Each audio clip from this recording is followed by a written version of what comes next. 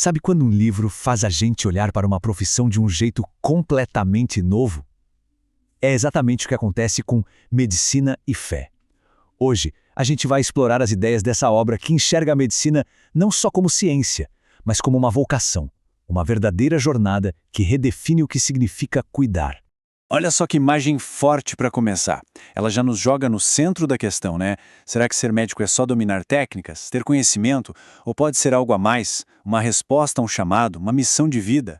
Essa é a provocação que o livro nos faz desde o início.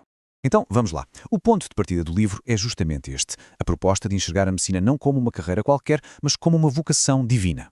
Uma missão. É uma mudança de perspectiva que, bem, muda tudo. Mas o que significa vocação nesse contexto?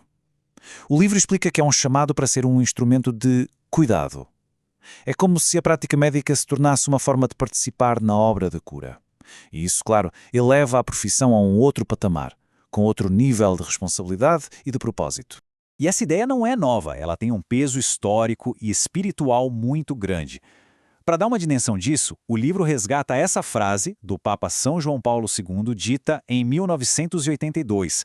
Ele olhou para os médicos e disse: "O que vocês fazem não é só uma profissão, é uma missão." É muito poderoso. Certo. Agora a gente entra num ponto que sempre gera debate. Fé e ciência podem andar juntas. O livro não só diz que sim, como apresenta uma metáfora linda. Elas seriam como as duas asas que permitem à cura levantar voo. Uma não funciona sem a outra. Aqui a gente vê o contraste. De um lado, aquela visão comum de que são forças opostas, que se excluem. Do outro, a visão de harmonia que o livro propõe, inspirada na encíclica Fides et Ratio. A ideia é simples. A fé dá um propósito, um porquê à ciência. E a razão, a ciência, impede que a fé se perca em achismos. Mas, atenção, essa harmonia exige muito discernimento. Não é um vale-tudo. A imagem mostra exatamente isso.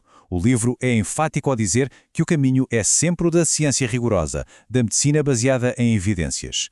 A fé não substitui a ciência, ela age como uma bússola ética que orienta como aplicar esse conhecimento. E essa bússola ética nos leva direto para o que o livro considera ser o verdadeiro coração da medicina, o encontro, aquele momento profundamente humano, pessoal, entre quem cuida e quem é cuidado. Nossa, e essa imagem é genial para ilustrar isso. Pensa num motor bem ajustado. As engrenagens são a fé, a ciência, a compaixão e a ética. Nenhuma funciona sozinha. E o que dá energia, o que aquece todo esse sistema? O livro chama de caridade, esse amor compassivo. A partir daí, a nossa visão de um simples consultório médico muda completamente. O livro sugere que ele pode ser visto como um espaço sagrado. Não mais um lugar de uma transação fria, mas um ponto de encontro onde a fragilidade é acolhida e a divinidade humana é a prioridade máxima. Ok, a gente sabe que tudo isso soa muito bonito. Mas e a realidade? Como viver esse ideal no mundo de hoje com toda a pressão? Bem, o livro não foge dessa questão. Ele encara de frente os desafios que testam essa vocação todos os dias. E as pressões são imensas, né? A tecnologia que às vezes mais afasta do que aproxima. A saúde sendo tratada como um negócio. Os dilemas bioéticos cada vez mais complicados. E claro, o esgotamento, o burnout, que atinge tantos médicos e ameaça apagar justamente a chama da compaixão. Isso nos leva a uma reflexão urgente que o livro propõe. Nesse nosso mundo de inteligência artificial e saúde digital, como a gente pode usar a tecnologia a nosso favor? Como fazer dela uma ferramenta para humanizar e não para criar mais barreiras no cuidado? É uma pergunta-chave para o futuro. Depois de analisar todos esses pontos, a vocação, os desafios, o livro nos aponta um destino para essa jornada. E é um destino, eu diria, surpreendente. A própria prática da medicina como um caminho para um propósito maior. A grande conclusão é esta: quando a medicina é vivida como uma verdadeira vocação, cada ato do dia a dia, uma consulta, um diagnóstico, uma palavra de conforto, se transforma, deixa de ser só um trabalho e passa a ser uma forma de servir e de crescer espiritualmente. E essa imagem final, para mim, resume a mensagem de forma muito bonita. A visão do médico como um auxiliar do Criador. Não no sentido de ser divino, claro, mas de ser um colaborador, alguém cujas mãos e conhecimentos participam da obra de cuidar e restaurar a vida. Olha, é claro que em poucos minutos a gente só arranhou as superfícies do que o livro Medicina e Fé oferece.